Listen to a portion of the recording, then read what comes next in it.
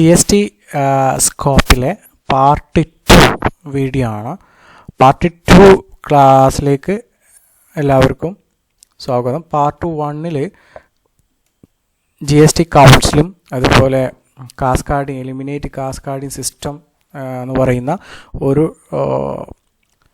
പോയിൻ്റാണ് ഡിസ്കസ് ചെയ്തത്. Next point എന്ന് പറയുന്നത് സ്കോപ്പിൽ GST കൗൺസിൽ അതുപോലെ സ്കോപ്പിൽ GST എലിമിനേറ്റ് ചെയ്യുന്ന കാസ്കാഡിങ് സിസ്റ്റം അല്ലെങ്കിൽ കാസ്കാഡിങ് എഫക്റ്റ് ഓൺ ടാക്സ്. അടുത്ത് നമ്മൾ ഡിസ്കസ് ചെയ്യാൻ പോകുന്നത് ലിമിറ്റാണ്. Higher threshold for registration, it means പരിധി അല്ലെങ്കിൽ പരിധി എന്നുള്ളതാണ്. Nearly in the VAT structure any business with a turnover of 5 lakh, more than 5 lakh turnover means in the sales. In most states was liable to pay VAT. This limit different state-wise state. ഈ limit state ഓരോ സ്റ്റേറ്റിൽ നിന്ന് വേറെ വേറെ ആയിരുന്നു. പണ്ട് indirect tax GST വരുന്നതിന് മുന്നായിട്ട് വാറ്റ് ഓരോ സ്റ്റേറ്റിനും ഓരോ ലിമിറ്റ് ആയിരുന്നു ഉണ്ടായിരുന്നത്.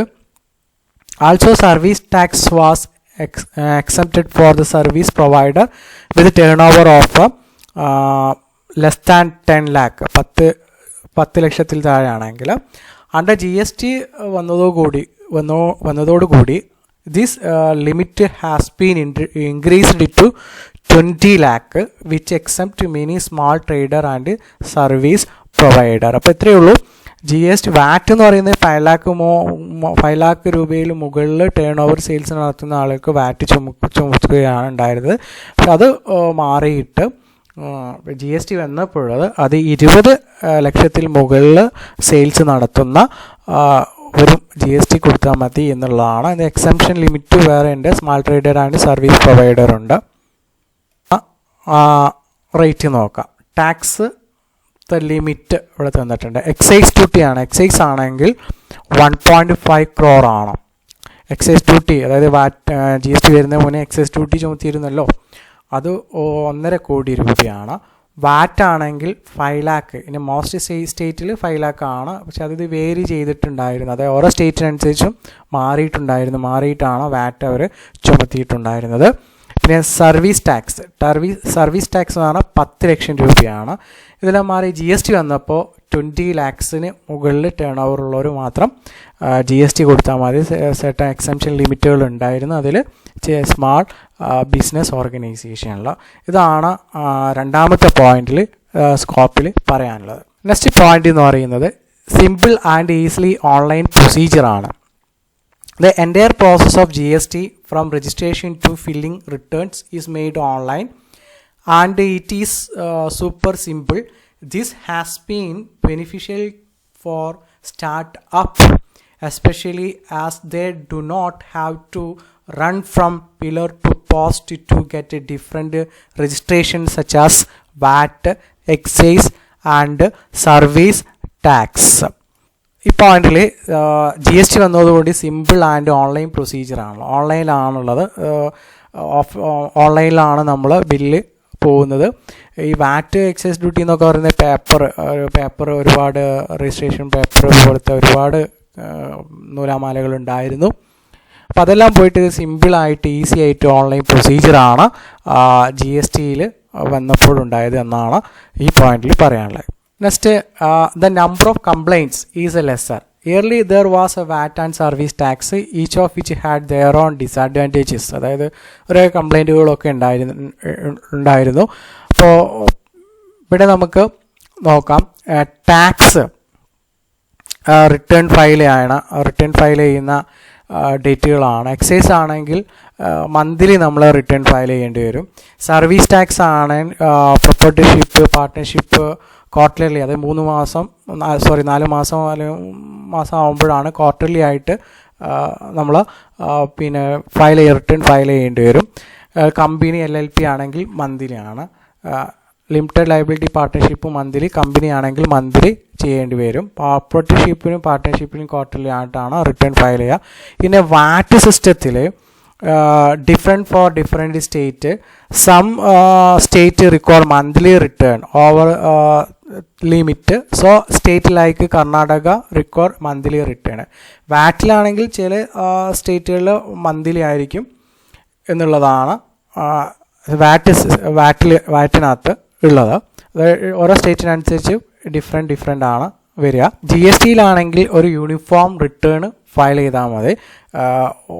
പിന്നെ 1 ഓരോ ഡിഫറെൻ്റ് ആയിട്ടുള്ള ഒരു റിട്ടേൺ ഫയൽ ചെയ്യേണ്ട. ഇവിടെ എക്സൈസിന് വേറെ മന്ത്ലി റിട്ടേൺസ് ഫയൽ ചെയ്യണം, സർവീസ് ടാക്സിന് വേറെ, വാറ്റിന് വേറെ. പക്ഷേ ജി എസ് ടിയിലാണെങ്കിൽ ഒരൊറ്റ റിട്ടേൺ ഫയൽ ചെയ്താൽ മതി. യൂണിഫോംഡ് റിട്ടേൺ ഫയലാണ് ജി എസ് ടി വന്നതോടുകൂടിയുള്ളത്. അതാണ് മറ്റൊരു സ്കോപ്പ് അല്ലെങ്കിൽ അഡ്വാൻറ്റേജസ് എന്ന് പറയുന്നത്. Number of complaints is lesser എന്ന് പറയുന്നത്. ഒന്നുകൂടി പറയാം, ഇത് എക്സൈസിന് മന്ത്ലി ചെയ്യണത് ഇപ്പോൾ ഇൻഡയറക്റ്റ് ടാക്സ്, അതായത് ജി എസ് ടി വരുന്നതിന് മുമ്പായിട്ടുള്ള ടാക്സ് സിസ്റ്റം ആയിരുന്നു ഇന്ത്യയിൽ ഉണ്ടായിരുന്നത്. അപ്പോൾ ഇതിന് വേറെ റിട്ടേൺ, ഇത് സർവീസ് ടാക്സിന് വേറെ, വാറ്റിന് വേറെ. പക്ഷേ ജി എസ് ടിയിലാണെങ്കിൽ യൂണിഫോംഡ് റിട്ടേൺ ഫയൽ ചെയ്താൽ മതി. ഇത്രയാണ് ഈ പോയിന്റിൽ പറയാനുള്ളത്. Next point 5, defined treatment for e commerce operators. In early to G S T supply goods through e-commerce sector was not defined. It had variable VAT law. Let us look at this example. നമുക്ക് നോക്കാം, ഒരു example ഓർക്കാം. Online വെബ്സൈറ്റായി e commerce എന്ന് പറയുന്നത് commerce through the electronic മോഡലിലൂടെ നമ്മൾ സാധനങ്ങൾ വാങ്ങിക്കുന്നതാണ് ഇ-കൊമേഴ്സ് എന്ന് പറയുന്നത്. അപ്പോൾ ഈ ഓൺലൈൻ പേയ്മെൻറ്റ് അല്ല ഓൺലൈൻ ബിസിനസ് അല്ല online purchasing like Flipkart, Amazon, delivery to Uttar Pradesh had to file VAT declaration and mention the registration number of the delivery trucks. Tax authority could some time seize goods if document were not produced. അപ്പോൾ ഇവിടെ VAT system, അതായത് G S T വരുന്നതിന് മുമ്പായിട്ട് ഒരു defined ആയിട്ടുള്ള ഒരു e-commerce ഓപ്പറേഷനെ കുറിച്ചൊരു ഡിഫനിഷൻ അവർ നൽകിയിട്ടില്ല. പലതും പല രീതിയിലായിരുന്നു. ഇവിടെ ഉത്തർപ്രദേശ് ആണെങ്കിൽ ഇവിടെ വാറ്റ് ഡിക്ലറേഷൻ, അവിടെ അതായത് വാറ്റ് നമ്പർ, അതായത് ട്രക്ക് ഡെലിവറി നമ്പർ അവിടെ രജിസ്റ്റർ ചെയ്യണം. The mention the registration number of truck delivery. ഇത് ഇല്ലെങ്കിൽ ഈ നമ്പറിൽ രജിസ്ട്രേഷൻ നമ്പർ ഇല്ലെങ്കിൽ ഈ ഗുഡ്സ് സീസ് ചെയ്യാനുള്ള അധികാരം ടാക്സ് അതോറിറ്റിക്ക് ഉണ്ടായിരുന്നു എന്നുള്ളതാണ് ഈ എക്സാമ്പിൾ പറയുന്നത്. അപ്പോൾ ഉത്തർപ്രദേശിൽ had to file VAT declaration and mention the registration number of delivery trucks. Delivery ചെയ്യുന്ന ട്രക്സിന് മുകളിൽ ആ രജിസ്ട്രേഷൻ നമ്പർ ഉണ്ടായിരിക്കണം. ഇല്ലെങ്കിൽ പിന്നെ ഗുഡ്സ് ട്രക്കിൽ പോകുക അല്ലെങ്കിൽ ഗുഡ്സിനെ നമുക്ക് സീസ് ചെയ്യാനുള്ള അധികാരം ടാക്സ് അതോറിറ്റിക്ക് ഉണ്ടായിരുന്നു എന്നുള്ളതാണ്. ദീസ് എക്സാമ്പിൾ തന്നെ, this e commerce brands were treated as a facilitator or mediator by state like Kerala, Rajasthan and West Bengal which did not require them to register for VAT. പക്ഷേ ഇവിടെ നോക്കുമ്പോൾ രാജസ്ഥാനിലും വെസ്റ്റ് ബംഗാളിലും അതുപോലെ കേരളത്തിലോ ഇങ്ങനെ ഒരു രജിസ്ട്രേഷൻ്റെ ആവശ്യമില്ല. പക്ഷെ അവിടെ ഉത്തർപ്രദേശിൽ രജിസ്ട്രേഷൻ ആവശ്യമാണ്, കമ്പൽസറി ആണ് എന്നുള്ളതാണ് പറയുന്നത്. പക്ഷേ കേരളത്തിലും രാജസ്ഥാനിലും ഇങ്ങനെ ഒരു രജിസ്ട്രേഷൻ ആവശ്യമില്ല എന്നാണ് വാറ്റ് വാല്യൂ ആഡ് ടാക്സിൽ പറയുന്നത്. അതാണ് അവിടെ ഒരു യൂണിഫോമിറ്റി ഇല്ല, അവിടെ ഒരു യൂണിഫോമിറ്റി ട്രീറ്റ്മെൻറ്റ് ഫോർ ഇ-കൊമേഴ്സ് ഓപ്പറേഷനിൽ യൂണിഫോമിറ്റി ഇല്ല എന്നുള്ളതാണ് വേറൊരു പ്രത്യേകത. For first change has cleared mapped. നമ്മൾ പ്രീവിയസ്ലി നമ്മൾ നോക്കി ഇ-കൊമേഴ്സ് സെക്ടർ അവിടെ ഉത്തർപ്രദേശിൽ വേണം, പക്ഷേ രാജസ്ഥാനിലും വെസ്റ്റ് ബംഗാളിലും കേരളത്തിലും ആവശ്യമില്ല എന്ന് പറയുന്നത്. അപ്പോൾ ഒരു യൂണിഫോമിറ്റി ഇല്ല എന്നുള്ളതാണ് മറ്റൊരു ഡിസഡ്വാൻറ്റേജ് എന്ന് പറയുന്നത് വാറ്റ് സിസ്റ്റത്തിൽ. പക്ഷേ ജി എസ് ടിയിൽ കൊണ്ടുവന്നതോടുകൂടി അവിടെ ഒരു യൂണിഫോമിറ്റി ഉണ്ട്. ഈ ഇ-കൊമേഴ്സിനെ ഒരു പ്രത്യേക ഡെഫിനിഷൻ തന്നെ ജി എസ് ടി കൊടുക്കുന്നുണ്ട്. അത് അടുത്തുള്ള ക്ലാസ്സുകളിൽ നമുക്ക് പിന്നെ ആ ടോപ്പിക്ക് വരുന്നുണ്ട്. അപ്പോൾ നമുക്ക് കൂടുതലായിട്ട് ഡിസ്കസ് ചെയ്യുക. അപ്പോൾ ഇത്രയേ ഉള്ളൂ. ജി എസ് ടിയുടെ വരുന്നതിന് മുമ്പായിട്ട് ഒരു ഇ-കൊമേഴ്സിന് ഒരു യൂണിഫോം ആയിട്ടുള്ള ഒരു നിർവചനം വാറ്റ് സിസ്റ്റം, ഇൻഡയറക്റ്റ് വാറ്റ് സിസ്റ്റത്തിനകത്ത്, വാല്യൂ ആഡ് ടാക്സിനകത്ത് പറയുന്നില്ല. പക്ഷേ ജി എസ് ടിനകത്ത് ഒരു ഡെഫിനിഷൻ ജി എസ് ടിയിൽ കൊടുക്കുന്നുണ്ട്, ഒരു യൂണിഫോമിറ്റി ഉണ്ട് എന്നുള്ളതാണ്. Next last point, unorganised sector is regulated under GST. In the pre-GST era, it was often seen that certain industry in India like construction and textiles were largely unregulated and unorganized. Now, under GST, however, there are provision for online complaints and payment, and for availing of input credit only when the supplier has accepted the amount. This has brought in accountability and regulation to these industries.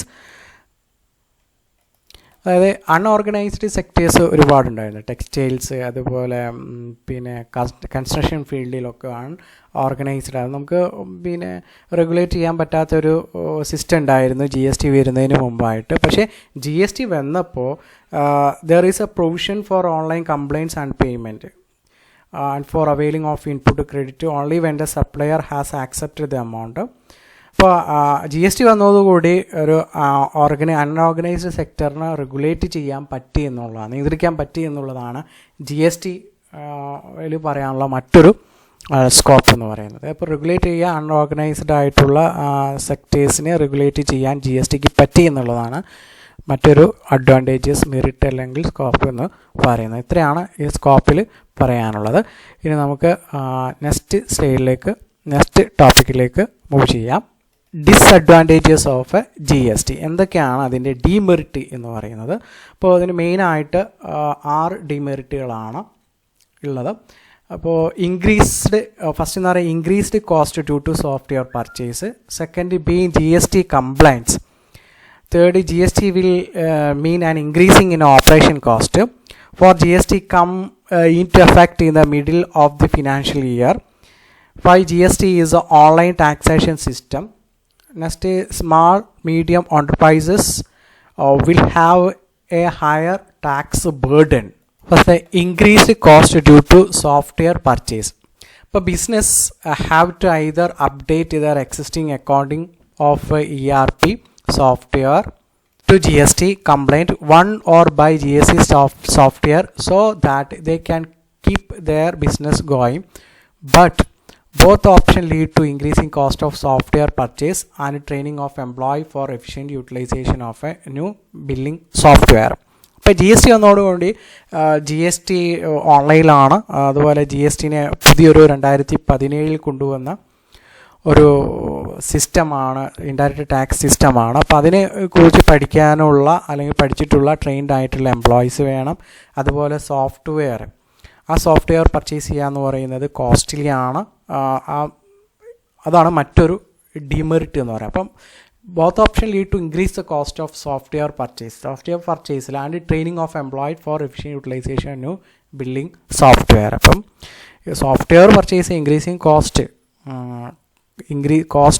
Of production increase ചെയ്യും. കാരണം ഇവിടെ GST software purchase ചെയ്യാനോ അതുപോലെ തന്നെ GST operate ചെയ്യുന്ന എംപ്ലോയീസിന് training കൊടുക്കുക, train ആയിട്ടുള്ള എംപ്ലോയീസിനെ recruit ചെയ്യുക എന്നൊക്കെ പറയുന്ന ഒരു കോസ്റ്റ്ലി ആയിട്ടുള്ള ഒരു കാര്യമായതുകൊണ്ടാണ് ഈ പോയിന്റിൽ പറയുന്നത് കോസ്റ്റ് ഇൻക്രീസ് ചെയ്യുന്നു due to software purchase. Next second point, being GST compliant. Small and medium sized enterprise SME who have not yet designed for GST have to quickly grasp the nuisance of the GST tax regimes. They will have to issue GST compliant invoice, be compliant to digital record keeping, and of course file timely returns. This means that the GST compliant invoice is issued must have mandatory details such as GSTN, place of a supply, GSTN code and others. Digital record keeping complaints ആണ് വേറൊരു demerit എന്ന് പറയുന്നത്. But digital record keeping and file ടൈമിൽ സമയത്തിൽ return ചെയ്യുക, ഇതൊക്കെ ഭയങ്കര ഒരു ബുദ്ധിമുട്ടായിട്ടാണ് കണക്കാക്കപ്പെടുന്നത്. This means that GST compliant invoice issued must be mandatory. പിന്നെ such as a GSTN, place of supply, GSTN കോഡും GSTN പിന്നും വേറൊരു വീഡിയോയിൽ നമ്മൾ ഡീറ്റെയിൽ ആയിട്ട് നമ്മൾ പഠിക്കും. അപ്പോൾ അന്നേരം ഇതിൻ്റെ ഫീച്ചേഴ്സ്, ഇത് എങ്ങനെയാണ് ഇതിൻ്റെ കോൺസെപ്റ്റ് എന്ന് ക്ലിയർ ആക്കാം. അപ്പോൾ ബീയിങ് GST കംപ്ലൈൻറ്റ് എന്ന് പറയുന്നത് അതായത് ഡിജിറ്റൽ റെക്കോർഡ് കീപ്പ് ചെയ്യാനും പിന്നെ ടൈമിലി ഫയൽ റിട്ടേൺ ചെയ്യാനുള്ള ബുദ്ധിമുട്ട്, അതൊരു കംപ്ലൈൻ്റ് ആണ്. ബീയിങ് GST കംപ്ലൈൻ്റ് ആയിട്ട് മാറുന്നത്. Next GST will mean an increasing in operational cost. ഇവിടെ ഓപ്പറേഷണൽ കോസ്റ്റ് കൂടുക. As we have already established the GST is changing the way how tax is paid. Business will now have to employ tax professional to be GST compliant. They will gradually increase cost for small business as they will have to bear the additional cost of hiring expert. Also, business will need to train their employees in a GST compliance, further increasing their overhead expenses. ഇതിനകത്ത് discuss ചെയ്തൊരു point തന്നെയാണ് GST will increasing in the cost of productions അല്ലെങ്കിൽ cost of operation of cost. ഇത് വരാൻ കാരണം എന്ന് പറഞ്ഞാൽ GST software purchase ചെയ്യണം. അതുമാത്രമല്ല GSTനെ കുറിച്ച് അറിയാവുന്ന എക്സ്പേർട്ടുകളെ റിക്രൂട്ട് ചെയ്യുക, അപ്പോയിൻറ്റ് ചെയ്യുക. അപ്പോൾ these V gradually increasing in the cost. മറ്റു വലിയ ഓർഗനൈസേഷനുമായിട്ട് തട്ടിച്ച് നോക്കുമ്പോൾ സ്മാൾ സ്കെയിൽ ബിസിനസ് ഓർഗനൈസേഷൻ അല്ലെങ്കിൽ സ്മാൾ സ്കെയിൽ ബിസിനസ് നടത്തുന്ന വ്യക്തികൾക്ക് ഇതൊരു വലിയൊരു ബുദ്ധിമുട്ടാണ്. കാരണം കോസ്റ്റ് ഓഫ് പ്രൊഡക്ഷൻ കൂടും, സോഫ്റ്റ്വെയർ ഇംപ്ലിമെൻറ്റ് ചെയ്യണം. പിന്നെ അതുമാത്രമല്ല പുതിയ എംപ്ലോയീസിനെ റിക്രൂട്ട് ചെയ്യുക അല്ലെങ്കിൽ എക്സ്പേർട്ട് നോളജ് ഉള്ള എംപ്ലോയീസിനെ റിക്രൂട്ട് ചെയ്യുക. ഇതൊക്കെ പിന്നെ GST വരുന്നത് കൊണ്ട് സ്മാൾ ബിസിനസ് ഓപ്പറേഷനിൽ ഉള്ള ആളുകൾക്ക് കോസ്റ്റ് ഓഫ് പ്രൊഡക്ഷൻസ് ഇൻക്രീസ് ചെയ്യുന്നുണ്ട് എന്നുള്ളതാണ് മറ്റൊരു ഡീമെറിറ്റ് എന്നത് പറയുന്നത്. GST will mean increasing in the operational cost because we have to adopt GST software in a business and we have to recruit or appoint the expert, hiring the cost of expert employees-നെ recruit ചെയ്യുക. അപ്പോൾ this lead to increasing in the operation cost as compared to the big organisations. ഈ compare to big ഓർഗനൈസേഷനിൽ small scale business ഓർഗനൈസേഷനിൽ കൂടുതൽ cost of productions വരാൻ സാധ്യത GST മൂലമുണ്ട് എന്നുള്ളതാണ് മറ്റൊരു ഡിമെറിറ്റ് അല്ലേ എന്ന് ഡിസഡ്വാൻറ്റേജ് എന്ന് പറയുന്നത്.